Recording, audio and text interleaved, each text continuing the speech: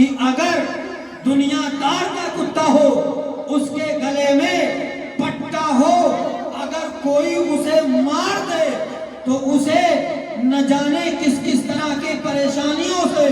دو چار ہونا پڑتا ہے۔ اسی لیے ہم کہتے ہیں کہ اگر غلام مصطفیٰ کے گلے میں اگر آقا کے غلامی کا پٹا پڑا رہے گا، اگر آقا کے غلاموں کے غلامی کا پٹا پڑا رہے گا، اگر غلام مصطفیٰ کے گلے میں اگر مصطفیٰ کے غلامی کا پٹا ہوگا، صحابہ کرام کے غلامی کا پٹا ہوگا، یا اپنے لفظوں میں یوں کہہ لو کہ ابو بکر صدیق کے غلامی کا پٹا اگر اس کے گلے میں ہوگا، حضرت عمر بن خطاب کے غلامی کا پٹا اس کے گلے میں ہوگا، عثمان ذو النورین کے غلامی کا پٹا اگر اس غلام کے گلے میں ہوگا، اگر اس غلام کے گلے میں پٹا فاتح خیبر علی مرتضیٰ داماد مصطفیٰ شوہر فاطمہ کے غلامی کا پٹا اگر غلام علی کے گلے میں پڑا ہوگا، یا اپنے لفظوں میں شہنشاہ بغداد غوث اعظم کے غلامی کا پٹا اگر گلے میں ہوگا، اور اس غلامی میں دنیا سے کوچ کر کے اگر قبر میں جائے گا تو فرشتے اس نشانی کو دیکھ کر کہیں گے او فرشتوں مبارک ہو، آنے والا یہ کوئی عام نہیں ہے بلکہ غلام مصطفیٰ آیا ہے، غلام غوث الورا۔ یہ ایک نشانی کے معاملات، اور وہ نشانی ایسی نشانی ہوتی ہے کہ اعلیٰ حضرت سرکار فرماتے ہیں سبحان اللہ، اعلیٰ حضرت سرکار کہتے ہیں کہ میری آخری دم تک یہ آرزو ہے، یہ تمنا ہے کہ اے میرے آقا غوث اعظم، جب یہ آپ کا غلام اٹھے تو قبر سے لے کر حشر تک آپ کے غلامی کا پٹا اس کے گلے میں پڑا رہے۔ اور اعلیٰ حضرت تو مہر لگا ہی دیے کہ اس نشانی کے جو سگہیں نہیں مارے جاتے، حشر تک میرے گلے میں رہے پٹا تیرا۔ اب جب غلام بن کے قبر میں گیا تو غلام غوث الورا کو قبر میں بھی سکون، سبحان اللہ، اور حشر میں بھی سکون، سکون ہی سکون ہے۔ تبھی تو کہنے والے نے کہا رہائی مل گئی اس کو عذاب قبر و محشر سے، یہاں پر جس کو مل گیا وسیلہ غوث اعظم کا۔ اور اعلیٰ حضرت سرکار رضی اللہ عنہ کے شعر کے ذریعے، اشعار کے ذریعے تمام تقریریں آپ سنتے ہیں۔ یہ محفل ہے پیران پیر دستگیر روشن ضمیر سیدنا شیخ عبد القادر جیلانی رضی اللہ عنہ کی محفل ہے۔ حضرات کون بڑے پیر؟ وہی سرکار پیران پیر دستگیر رضی اللہ تعالیٰ عنہ ہیں کہ آپ مدینہ طیبہ سے، یعنی جب حج کر کے واپس ہوئے مدینہ طیبہ سے واپس آ رہے تھے تو آپ ننگے پاؤں، اور جب چلے ننگے پاؤں چلتے رہے، جب آپ اپنے آبادی کے قریب آئے، ان قریب ہی پہنچنے والے تھے، کہ آپ نے کیا دیکھا کہ ایک نوجوان کھڑا ہوا ہے اور کسی گھات میں کھڑا ہوا ہے۔ غوث اعظم رضی اللہ عنہ کی وہ نگاہ، سبحان اللہ، کہ نگاہ اٹھائیں تو چور ولی بن جائے، سبحان اللہ، نگاہ اٹھائیں جس گھر میں پہنچ جائیں اللہ نزول رحمت عطا فرما دیتا ہے۔ پیران پیر دستگیر رضی اللہ تعالیٰ عنہ جب آئے ننگے پاؤں تو دیکھے کہ ایک نوجوان کھڑا ہے اور کسی گھات میں کھڑا ہوا ہے۔ حضرت غوث اعظم پیران پیر دستگیر رضی اللہ عنہ نے فرمایا، اس سے پوچھا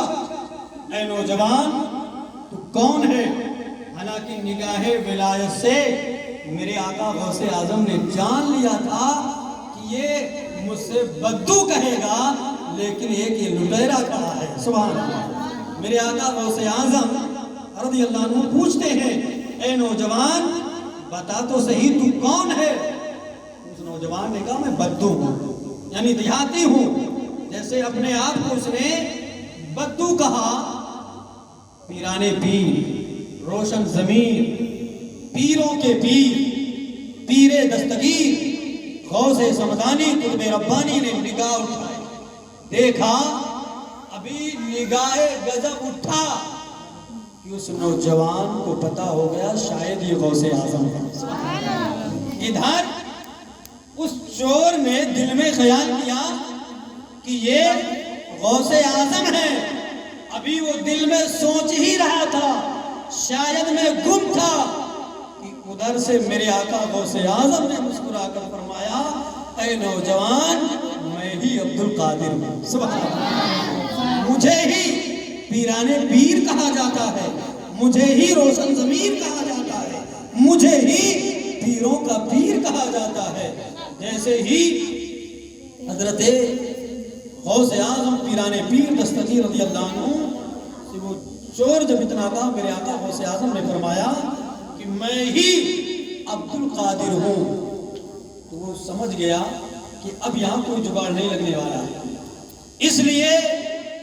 کہ یہ ایسے پیر ہیں،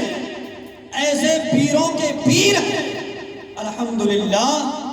کہ نگاہ غضب اٹھا دیں تو جنات بھی ان کی ہیبت سے کانپتے ہیں۔ اور جب وہ نوجوان اس گھات میں تھا نا کہ کوئی آئے مال و زر لے کر آئے گا میں اسے لوٹ لوں گا، میں ہر حال میں اسے شکست کر دوں گا، واپس بھیج دوں گا، پیران پیر دستگیر فرماتے ہیں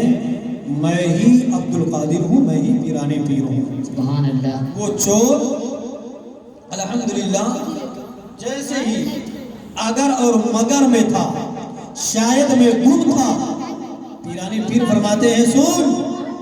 تو جس گھات میں تھا تیرا جو ارادہ تھا، میں کشف کے ذریعے اپنے نگاہ کو اٹھایا تو میں نے تیرے بد کرداری کو، تیرے برے خیالات کو، تیرے ذہن و فکر کو میں نے پہلے ہی پڑھ لیا تھا کہ تو انسان کی شکل میں ایک نوجوان ہے، لیکن اس گھات میں ہے کہ کوئی قافلہ والا آئے گا، مال و زر ہوگا، ہم اسے لوٹ لیں گے، سن میں ہی عبد القادر ہوں، سبحان اللہ۔ بات کہی وہ نوجوان فوراً پیران پیر روشن ضمیر کہہ دیجئے سبحان اللہ، غوث سمدانی قطب ربانی کے قدموں میں آیا، اپنے سر کو رکھا اور زاروں قطار رونے لگا، اس طرح رویا کہ اس کے رونے پر سرکار بڑے پیر دستگیر رضی اللہ تعالی عنہ کو رحم آ گیا، اور پیران پیر دستگیر رضی اللہ تعالی عنہ اپنے ہاتھ کو اللہ کی بارگاہ میں بلند کرتے ہیں، سبحان اللہ، بارگاہ الہی میں آپ متوجہ ہوتے ہیں اور دعا کرتے ہیں۔ ادھر غوث اعظم نے ہاتھ اٹھائی، ادھر غیب سے آواز آئی، سبحان اللہ، اے غوث اعظم لو اس چور کو اپنے ساتھ لے جاؤ اور اسے اپنے فیض و کرم سے قطب بنا دو، سبحان اللہ، سبحان اللہ، بے شک قطب بنا دو، قطب مجھے سیدھا راستہ دکھا دو۔ غوث پاک پیران پیر رضی اللہ تعالیٰ عنہ اس چور کو اپنے ساتھ لے کر چلے اور آئے، اس کی رہنمائی کرتے ہوئے پھر آپ نے ایک حسرت بھری نگاہ اس چور پر، جیسے ہی پیران پیر کی، پیران لسانی کی، غوث سمدانی کی، عبد القادر جیلانی کی اٹھتی ہے نگاہ ولایت کا محتاج، غوث اعظم نے اپنے دستے پاک سے اس کے سر پہ بولے کیا سر بھلا کیا کوئی جانے کی ہے، کیسے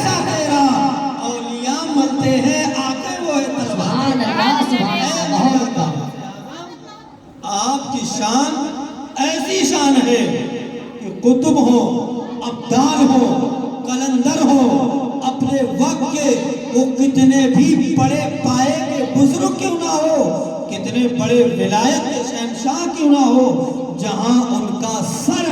جہاں ان کے سر ہیں وہاں تمہارے قدم ہیں۔ سبحان اللہ سبحان اللہ، بے شک غوث اعظم رضی اللہ تعالیٰ عنہ کی شان بابرکت اور عظمت۔ درود پاک میں اللہم صلی علی سیدنا مولانا۔ وہ ولی کامل ہے، اپنے وقت کے جید عالم ہیں۔ درود پاک پڑھنے سے وہی کتراتے ہیں جو معاذ اللہ رب العالمین نبی کو اپنی طرح کہتے ہیں۔ معاذ اللہ۔ یہ تو غوث کی بات چل رہی ہے۔ ابھی جب اللہ نے غوث کو یہ پاور دے دیا ہے کہ میں مغرب میں رہوں، میرا مرید مشرق میں رہے، اور جب بھی پکارے غوث اس کی مدد کرے، جب غلام اتنا قابل ہے تو میرا آقا کتنا، سبحان اللہ۔ یہی سے بات سمجھ میں آنی چاہیے۔ درود پاک